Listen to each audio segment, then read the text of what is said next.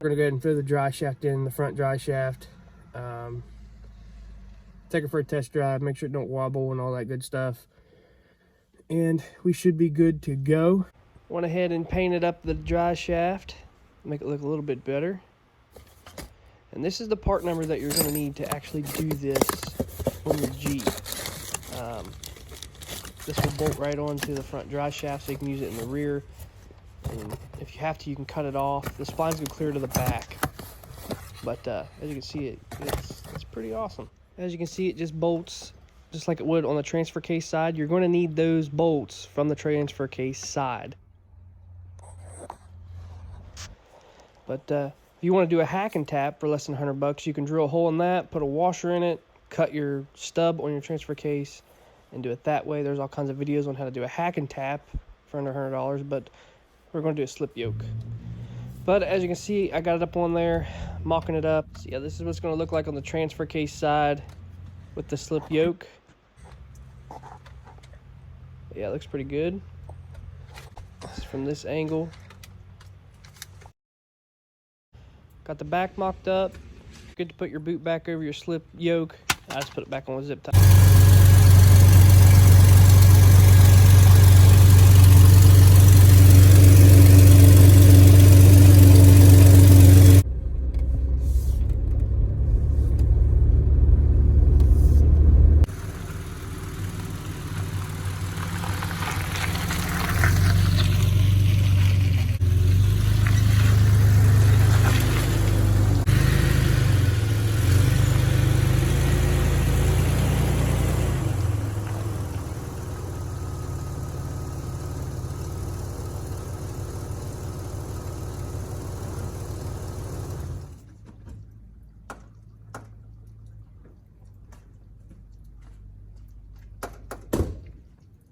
Here's the Jeep. As you can see, it drives, it's ready to go. I'm still running the front dry shaft. I got the low control arm brackets on, which is pretty self-explanatory. There's all kinds of videos online about how to put those on. It's easy. It took me about 3 hours. A lot of people say I'll lose ground clearance, but like I said, I'm building this 50-50. And it's going to be off-roader and a daily driver. It's not like I'm going to Moab and, you know, climbing rocks. I actually measured it with another Jeep. That long arm kit actually sticks down about that far anyway. So it doesn't really matter to me. But y'all were concerned about the leaf springs on the back. After I took all the tools out of the back, got my arch back. You guys don't realize I don't have a garage, and I'm storing tools in the rear of this thing until I got it done, because, well, it makes more sense. But it does drive, and it does move, and it does everything it's supposed to do. Everybody had a problem with the wheels. I'll be running these for a little bit. They look good, they ride good.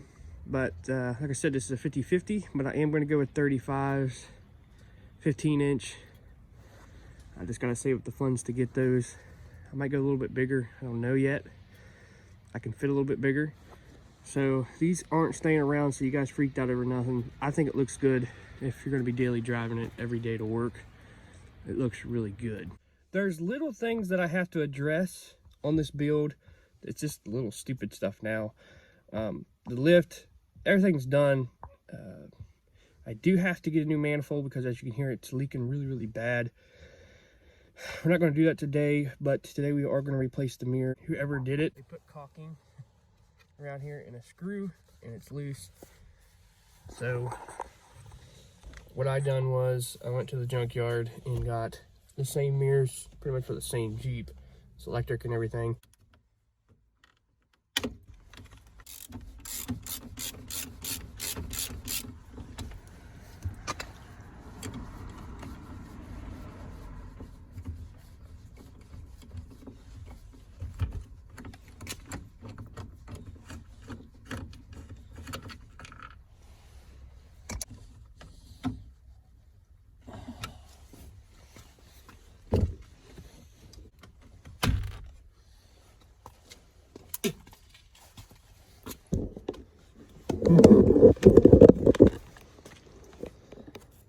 go.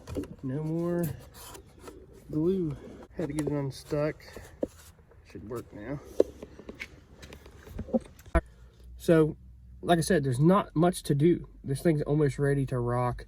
The new year, like I said, I do have a video coming of me making your own tie rod piece that hooks to your drag link. Because like I said, I am using a Grand Cherokee drag link, which the Cherokee and Grand Cherokee is pretty much the same thickness. But it's the tie rod bar that's the thinnest on these Cherokees, and they're hollow, and they've been real easy. And this one does flex a lot just on flat ground. But I want to show you guys you can build it for under $100. So make sure you keep your eye open for that video, because it'll save you a lot of money, and it's tough. It's going to be pretty tough. What's to come in the new year for this Jeep? I'm going to go ahead and give you the list now before we end this video. Different rims and tires. We're staying with 35s. We're putting a locker in the front, a locker in the rear. We're going to be looking for a Ford 8.8 to throw in the rear. We're going to be doing some rear bumpers, some quarter panel, armor, maybe 2x6 rockers like I did in my old Jeep. Just little stuff like that. All the hard stuff's over with, and hopefully you guys follow along with this build, and hopefully you guys enjoy it. I enjoyed it, and it drives really, really well, and I can't wait to get out there and show it off and have some fun with it and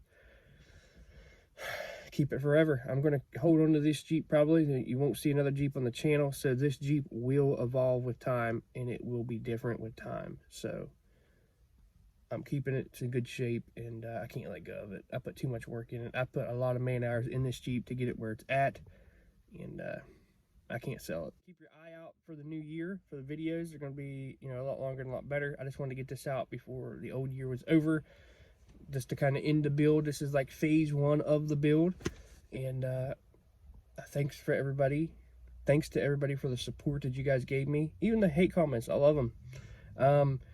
So make sure you give it a thumbs up, hit that subscribe button, hit that notification bell so you know each and every time I upload a video, because YouTube gets a little funny and don't show people I upload videos.